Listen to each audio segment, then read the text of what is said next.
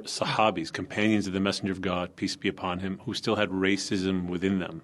Sayyidina Bilal was called, the son of a black woman. And he took that Sahabi to the Prophet, and the Prophet said, "Did you say that about him? You have arrogance inside you.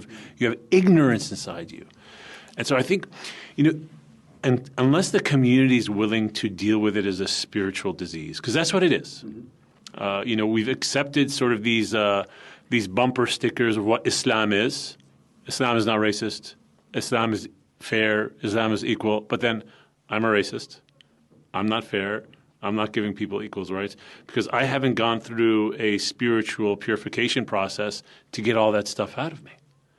And unless I'm willing to do that and just start to admit, I consciously or subconsciously have elements of racism in me. Oh, God, help me get this out. And then starting to engage the community that I'm racist towards to be a khadim, be a servant. You know what Imam Ghazali would say? If you have arrogance towards one person, go be their servant. Take out their trash. Put yourself under their feet. Go do whatever they need to do. Go put yourself in a position of humility towards that community or that individual that you have these feelings inside you towards, so that God showers you with his mercy and gets those feelings outside your heart. Because if you don't do that, you're going to be accountable on the day of judgment. And if God takes you account for your spiritual diseases that you didn't purify, they're going to have to get purified there. And racism is a subcategory of arrogance at the end of the day. And the Prophet, peace be upon him, he told us that no one enters paradise if they even have an atom's weight of arrogance in their heart. So racism can actually lead you to hellfire.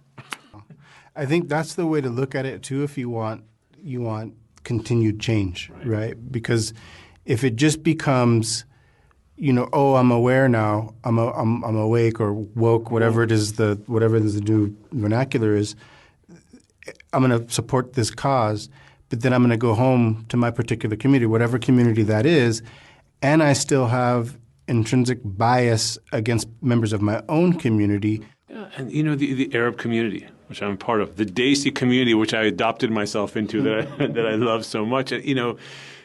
We have it there. We have these issues there. We have these ailments there. We all know it. We have to admit it. So we have to fight it at the core of it, right? And at the core of it, it's like you said, it's arrogance. What is it about me that makes me think I'm somehow better than this person based on a trait that I don't control, right? Based on a color of skin, right, or a class that I was born into or socioeconomic class that I was born into that I don't control, I'm going to be arrogant against this other person. It has to happen at the level of tazkiyah. But that's probably harder than just hashtagging your way through a movement, because now I have to do the real work. I have to fight the cause and not the symptoms. And sometimes that's a lot harder. It's a lot harder because I have to look inside. And I have to admit that I have something that I have to – what is it that causes you to go to the doctor? Sure, we're going to go periodically for a checkup, but we go to the doctor, we go to the emergency room, we have an ailment that we can't deal with anymore, that we can't figure out anymore. And so we have to go to the spiritual doctors to fix this, right? And those are the ulama, those are the scholars, those are the men and women who have been connected to men and women that go all the way back in an unbroken chain to the Prophet Muhammad ﷺ, of people who have taken on this work of rectifying and purifying themselves. Real work is to get rid of the thoughts and the ideas and the stuff that's embedded in our hearts that make us look down on other people. That's more important than – I'm not saying protesting is that you shouldn't do it. I'm not saying that you shouldn't hashtag, but there has to be more behind it, especially for us as a Muslim community. To listen to the full episode, please visit Imanwire.com.